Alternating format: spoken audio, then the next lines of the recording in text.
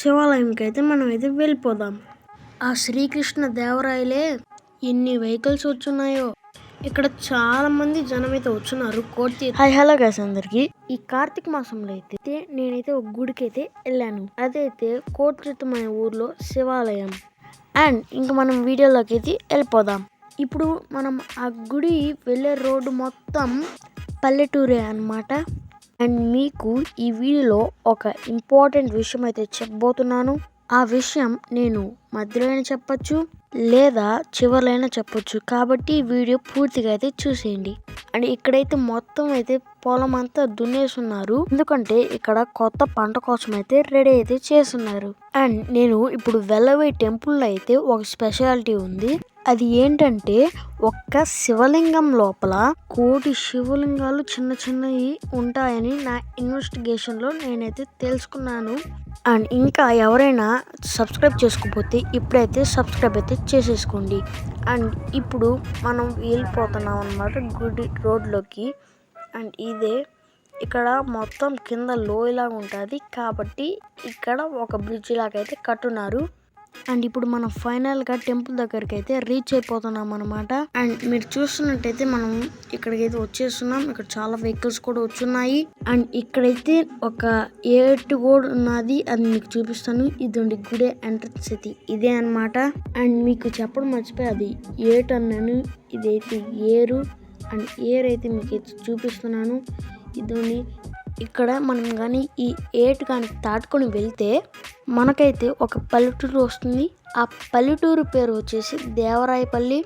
అదే మనం కానీ బస్సులో ట్రావెల్ చేస్తే మనకైతే 1 hour పడుతుంది.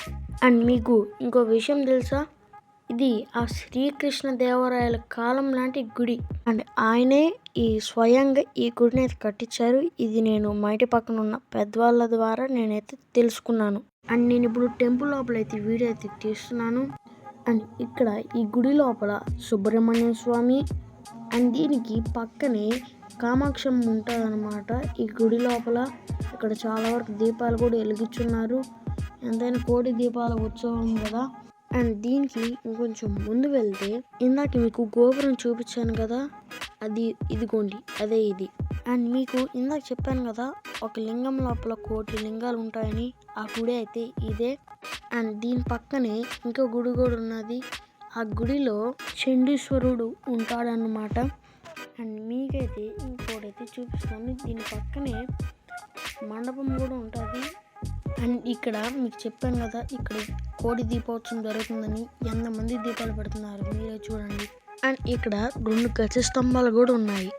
అండ్ ఫైనల్గా గైస్ ఇక్కడైతే జ్వాలాతోరణం అయితే ఇచ్చేసారు. ఇలా ఫేమస్ గుళ్ళే అయితే చేస్తారు. మీ ఊర్లో కూడా ఇలానే చేస్తారా? అండ్ ఇందాకైతే మర్చిపోయాను, అక్కడ అయ్యప్ప స్వామి టెంపుల్ అయితే ఉన్నారు. ఇందాక చూపించడం మర్చిపోయాను, క్షమించండి. ఈ ఊరికి కోటి తీర్థం అని ఎందుకు వచ్చాదో మీకు తెలుసా? అంటే ఇక్కడ ఒక లింగం లోపల 1,000,000 లింగాలు ఉంటాయి కాబట్టి కోటి, ప్లస్ ఇక్కడ ఏర్లు అవి ఉంటాయి కాబట్టి తీర్థం అని పిలుస్తారు. కాబట్టి కోటి తీర్థం అనేది పిలుస్తారు. అండ్ నాకు తెలిసిందైతే చెప్పాను, ఇంకేమన్నా తప్పులు చెప్పుంటే అర్థం చేసుకోండి.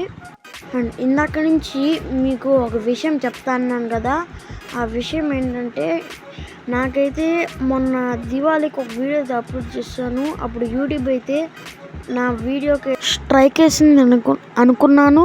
కానీ అది పూర్తిగా చదివిన తర్వాత నాకు తెలిసింది అది స్ట్రైక్ కాదు, వార్నింగ్ అని.